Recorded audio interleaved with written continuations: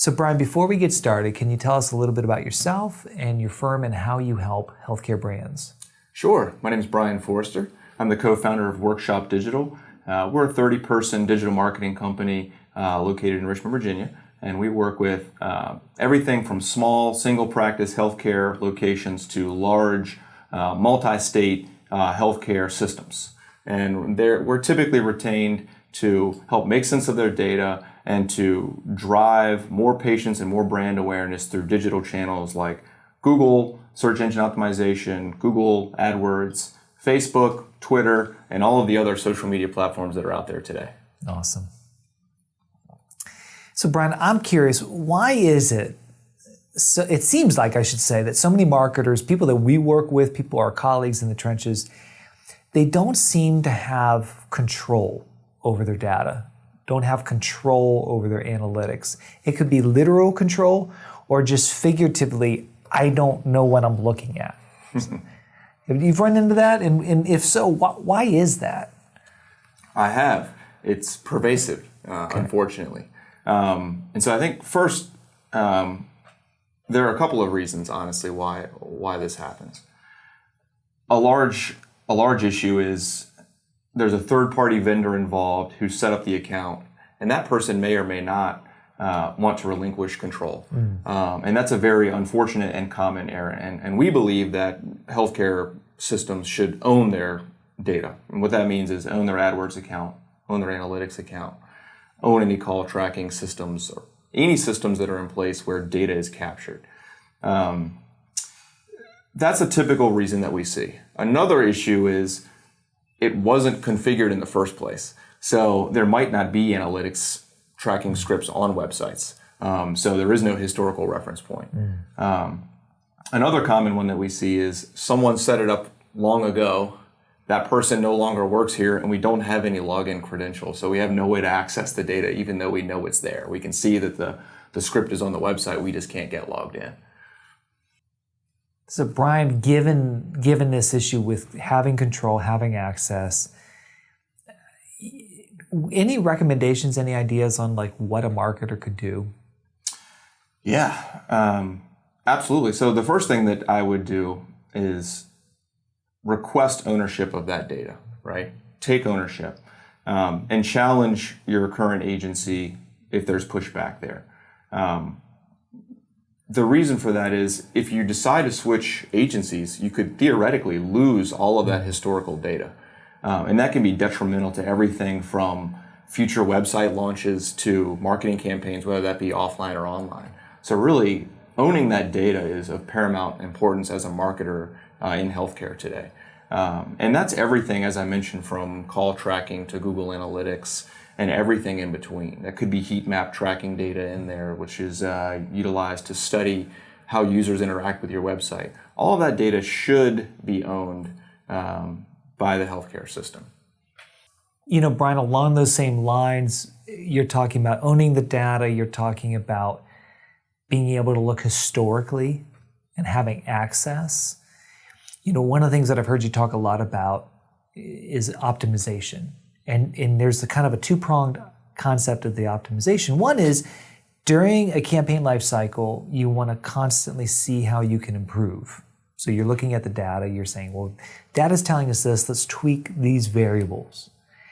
So that's one thing, but another thing that I feel like I'm learning from you is optimization over a longer period of time. How our website, for example, has performed over years as opposed to a 3-month, search by. What kind of insights possibly could marketers gain by being able to have that longer journey, that longer look at their data? That's a great question. As we know, user experiences on websites are evolving. Smartphones didn't exist pre-2008. Tablets came a few years after that. And so how people interact with your website is constantly evolving.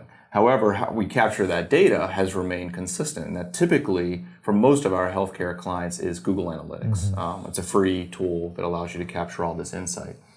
So by having that historical context, we can go back and reference things like average time on site, pages visited, where people are abandoning the website, how people are converting. We can set up and define goals, and we can track progress towards those goals. Not only can we set up goals and track progress towards them, but we can actually segment down by channel.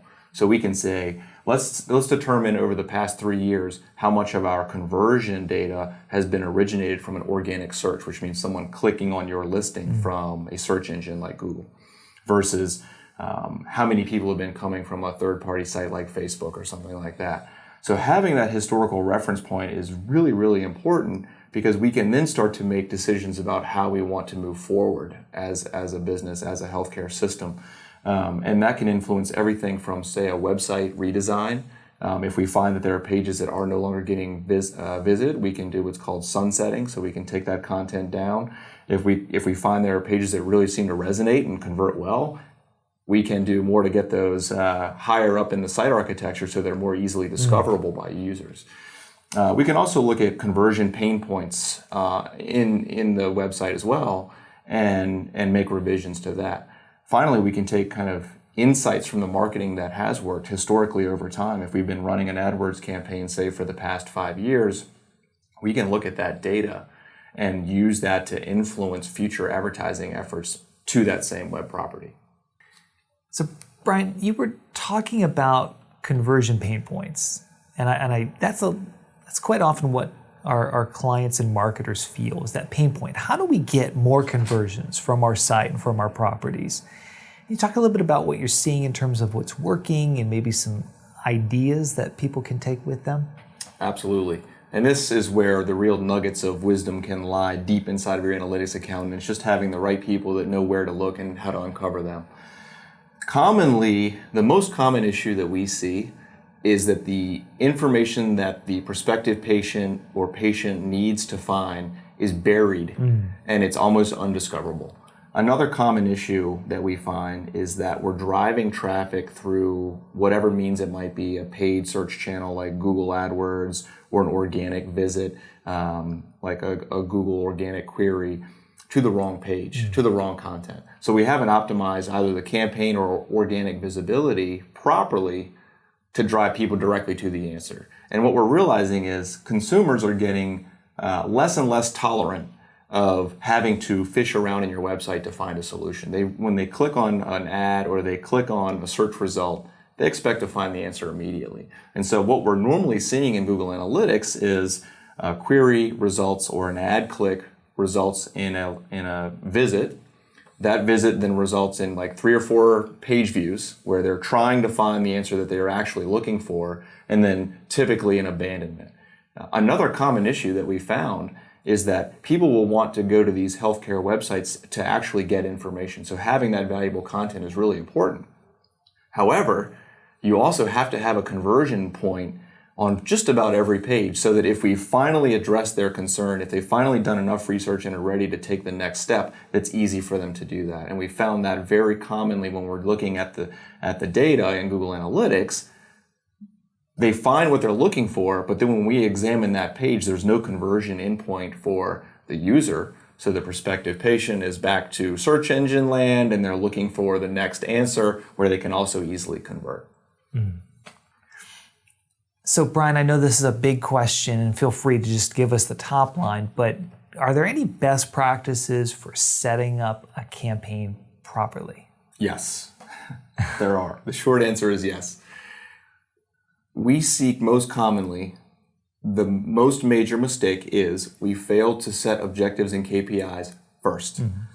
You can't know what tools to deploy in order to track properly until you know what you're trying to track. And not all tools are created equally.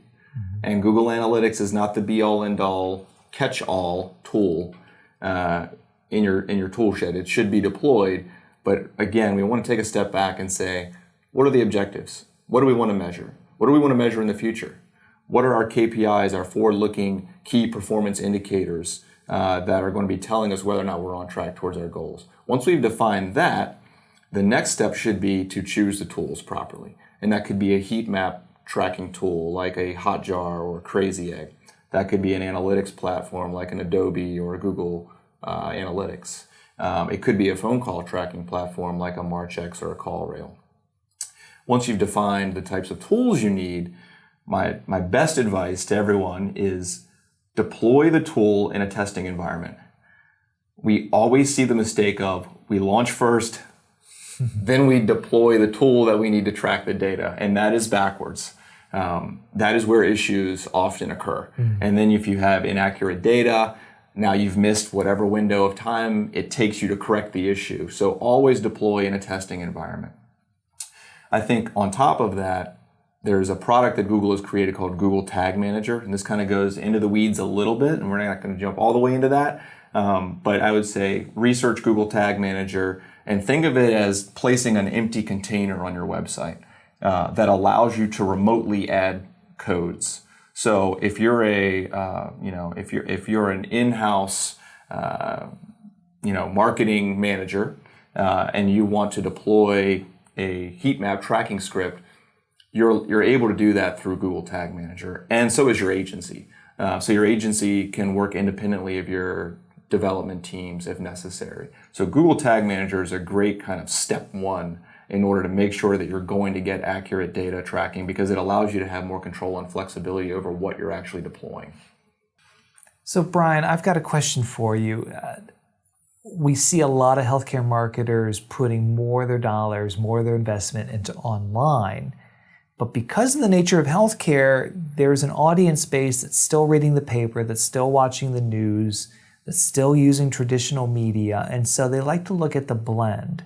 How do we leverage digital with traditional? Any rules of thumb, especially when it comes to maybe tracking and metrics, on how you see those integration efforts? Absolutely. I think there have been some major advancements in terms of how we can prove the value of the traditional work that's being done in tandem with the online activity. And for the record, we're a digital marketing agency that firmly believes in traditional advertising. In fact, most of our clients, we kind of require that they have some sort of traditional component because they strengthen each other. And traditional has quite a bit of value and has reach that we can't get with digital.